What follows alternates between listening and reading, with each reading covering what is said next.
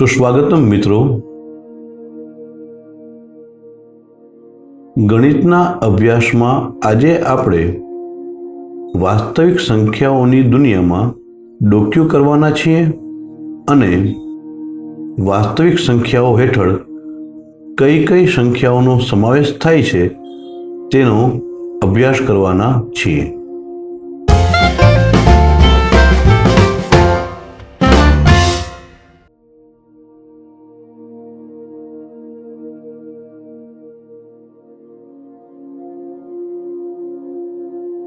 વાસ્તવિક સંખ્યાઓની દુનિયા.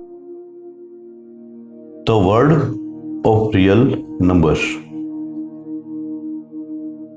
ગણિતના અભ્યાસમાં આપણે સૌપ્રથમ પ્રાકૃતિક સંખ્યાઓ વિશે અભ્યાસ કર્યો, જેમાં 1, 2, 3, 4, 5 વગેરે ક્રમિક સંખ્યાઓનો સમાવેશ થાય છે. તેના સમૂહને આપણે કેપિટલ N વડે દર્શાવીએ છીએ. સૌથી નાની પ્રાકૃતિક સંખ્યા 1, તેની પુરોગામી સંખ્યા તરીકે 0 એટલે કે 0 ને લઈને આપણે 0 અને પ્રાકૃતિક સંખ્યાઓના સમૂહને એકઠો કરીએ તો આપણને પૂર્ણ સંખ્યાઓ તરીકે ઓળખાતો એક સમૂહ પ્રાપ્ત થાય, જેમાં 0, 1, 2, 3, 4 વગેરે સંખ્યાઓ સમાયેલી છે. આ સંખ્યાના જથ્થાને આપણે કેપિટલ W વડે દર્શાવીએ છીએ.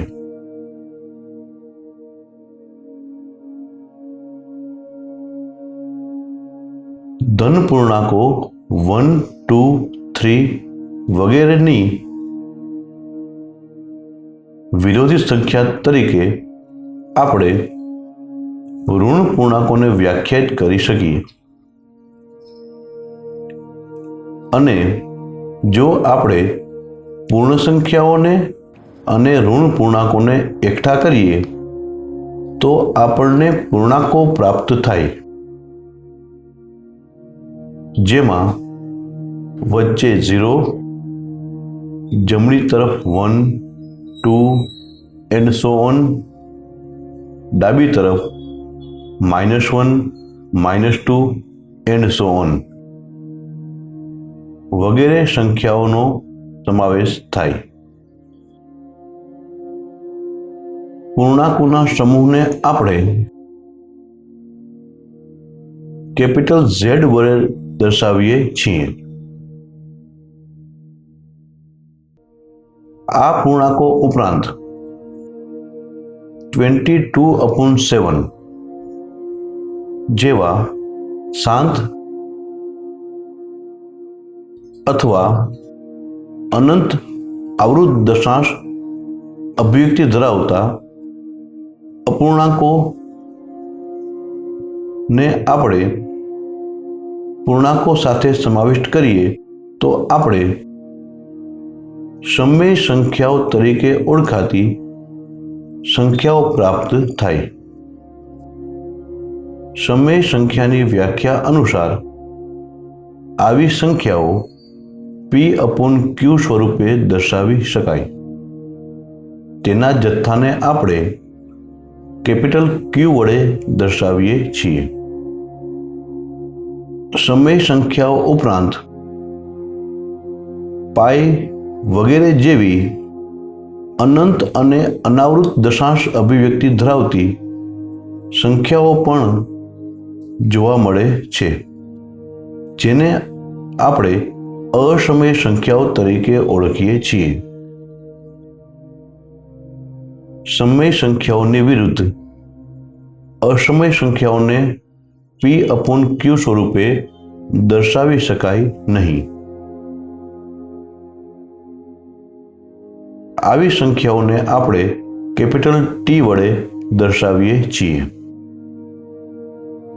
હવે જો આપણે આ સમય સંખ્યાઓ અને અસમય સંખ્યાઓને એકઠી કરી સંખ્યાઓનો સમૂહ પ્રાપ્ત કરીએ તો એ જ સંખ્યાઓનો સમૂહ એટલે વાસ્તવિક સંખ્યાઓ, જેને આપણે કેપિટલ R વડે દર્શાવીએ છીએ.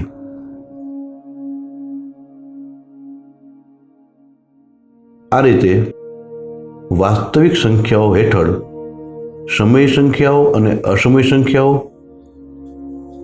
બંનેનો સમાવેશ થાય છે, જેમાં સમય સંખ્યાઓમાં પૂર્ણાંકો, પૂર્ણાંકોમાં પૂર્ણ સંખ્યાઓ અને પૂર્ણ સંખ્યાઓમાં પ્રાકૃત સંખ્યાઓ એમ સંખ્યાઓના જથ્થાઓ સમાવેશ થાય છે. આ વાસ્તવિક સંખ્યાઓ હવે પછીના આપણા અભ્યાસ માટે ખૂબ જ અગત્યની સંખ્યાઓ છે. આભાર.